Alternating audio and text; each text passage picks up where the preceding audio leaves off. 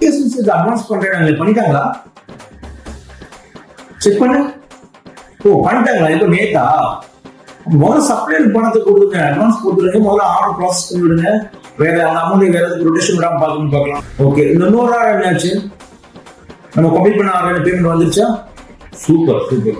Okay okay, payment வந்துருச்சா? அப்ப சப்ளையர்லாம் கொடுத்தாச்சு இல்ல? பேலன்ஸ் அமௌண்ட் மட்டும் நான் என்னோட பேங்க் அக்கௌண்ட். சரியா? என்னப்பா அது? விவோவா? யாரா அது? இது சிசிடிவி கேமரா தான். நம்மளோட செகண்ட் ப்ராஜெக்ட், செகண்ட் தேர்டா விவோ கொடுத்துட்டானுங்களா? 10 லட்சம் ரூபாய் வாங்கிட்டா ப்ராஃபிட் 4 லட்சம் ரூபாய் நினைக்கிறீங்க. ஓகே தம்பி, முதல்ல வந்து அட்வான்ஸ் பிஓ கொடுத்துட்டாங்க இல்ல, அட்வான்ஸ் வாங்க. அட்வான்ஸ் வாங்க மொத்த வேலையா? முதல்ல லேப்டாப் முதல்ல ப்ராஜெக்ட் மெதுவா பண்ணிக்குவோம். அட்வான்ஸ் வாங்கணும்னா முதல்ல இன்டர்வியூ கார்டு வாங்க, லேப்டாப் முதல்ல மாற்றி விட்டாங்க. இதெல்லாம் இந்த ஒரு போனை மாற்றி விடு. Hello, S.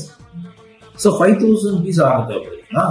பண்ணிக்கலாங்க உடனே பண்ணிக்கலாங்க, அதெல்லாம் பிரச்சனை பண்ணிக்கலாங்க. ஓகேங்க, தேங்க்யூ. தம்பி, இந்த எம்கேஎம் கஸ்டமர் வந்து ஒரு 5000 பீஸ் ஆர்டர் கேட்கறாங்க, இருக்குமா? என்னது இல்லையா? நல்லா வந்து இருக்குங்களா? ஐயோ, கையில வேற காசு இல்லை. 5000 5 லட்சம் ரூபாய் ப்ராஃபிட்.